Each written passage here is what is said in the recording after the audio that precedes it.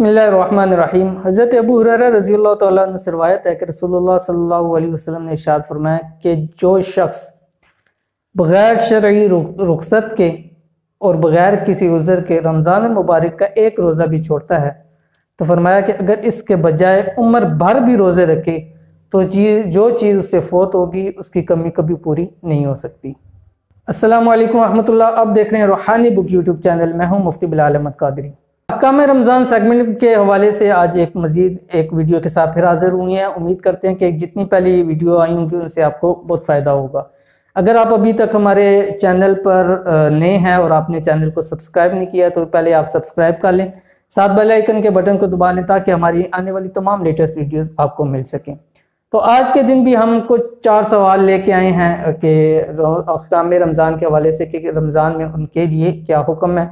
तो उनमें नंबर 1 सवाल है कि रोज़े के अंदर मियाँ बीवी का आपस के अंदर शर्मगाह मिलाना लेकिन दुखूल ना करना, तो क्या जायज़ है? इससे रोज़े के अंदर तो फ़र्क नहीं पड़ेगा। नंबर 2, अगर कोई औरत बीमारी या किसी भी वजह से शर्मगाह के अंदर दवा डालती है तो क्या रोज़ा फासिद हो जाएगा? तीसरा, रोज़े की हालत के अंदर तैराकी करना कैसा है, तैरना तैराकी करना कैसा है? नंबर 4, रोज़ा छोड़ने का नुकसान। तो ये सवालात हैं, इंशाअल्लाह लज़ी इनके आपके सामने जवाब जिक्र करते हैं। पहले रोज़ा छोड़ने का नुकसान, एक बहन ने सवाल किया था कि मुफ्ती साहब रोज़ा अगर कोई बगैर उज़र के छोड़ता है तो उसका क्या नुकसान है? ये तो है कि उसकी कज़ा करनी है, क्या उसका कफ़ारा भी होगा, या अगर हम छोड़ते हैं तो अहादीस के अंदर उसके बारे में क्या वारिद हुए? तो उनकी हदीस, जैसे मैंने वीडियो के शुरू के अंदर हदीस पढ़ी थी, हज़रत अबू हुरैरा रज़ी अल्लाह तआला अन्हु के फरमाया कि आप अलैहिस्सलातु वस्सलाम ने फरमाया कि बग़ैर शरई रुख़सत के, यानी सफ़र है, बीमारी है, या इसी तरह कोई और उज़र ऐसा है कि उसके अंदर वो रोज़ा नहीं रख सकता, तो अगर वो रोज़ा छोड़ता है तो फरमाया कि इसके बजाय वो सारी उम्र भर भी रोज़ा रखता रहे तो उसकी वो कमी पूरी नहीं होगी। यानी एक रोज़े का छोड़ना पूरी उम्र रोज़ा रखने के कोई रखता है तो फिर भी उसका वो पूरी नहीं होती। तो इसलिए चाहिए कि बग़ैर किसी सख्त और शरई ज़रूरत के हम रोज़े को ना छोड़ें। कई लोगों को देखा कि रोज़ा छोड़ देते हैं और बाद में कहते हैं फ़िदिया अदा कर दें। ये फ़िदिया भी नहीं होता, जैसे मैंने पिछली वीडियो के अंदर भी बतलाया था कि फ़िदिया सिर्फ उस सूरत के अंदर है कि जब आपको मालूम हो कि आप ज़िंदगी भर रोज़े नहीं रख सकते। अगर मालूम है ठीक हो गए तो रोज़े रख सकते हैं, तो उस सूरत के अंदर फ़िदिया नहीं बनता, सिर्फ रोज़ा ही रखना पड़ेगा उसमें। दूसरा सवाल है कि तैराकी करना कैसा है रोज़े की हालत? देखिए, सिर्फ तैराकी करने से रोज़ा फासिद नहीं होता। हाँ, अगर तैराकी करते हुए मुंह के ज़रिए हलक तक पानी पहुंच गया तो रोज़ा फासिद हो जाएगा। इसलिए एहतियात ज़रूरी है और चाहिए कि रोज़े की हालत में तैराकी से एहतियात की जाए। अगर कोई करता है और पानी हलक तक नहीं पहुंचता तो उसका रोज़ा फासिद नहीं होगा।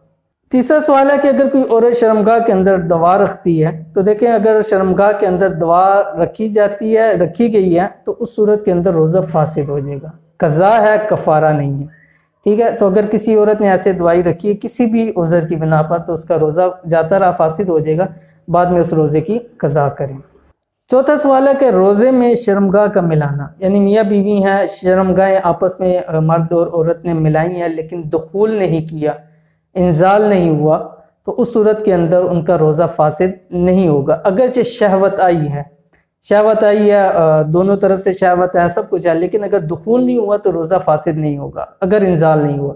अगर इंजाल हो गया तो रोज़ा फासिद हो जाएगा, और अगर दुखूल कर लिया तो फासिद भी हो जाएगा, कज़ा भी करेंगे और कफ़ारा भी करेंगे।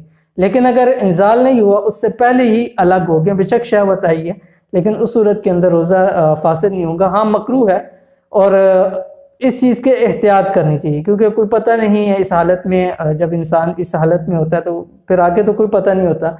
अगर उससे हम बिस्तरी हो गई तो इस सूरत के अंदर कज़ा भी होगी और कफ़ारा भी लाजिम आएगा।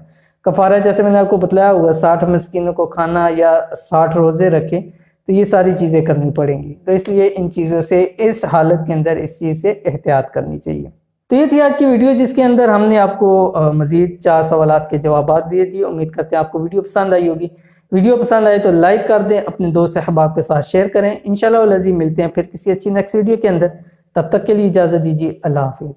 Thanks for watching. Don't forget to like, subscribe and share. मज़ीद वीडियो देखने के लिए हमारा चैनल सब्सक्राइब करें।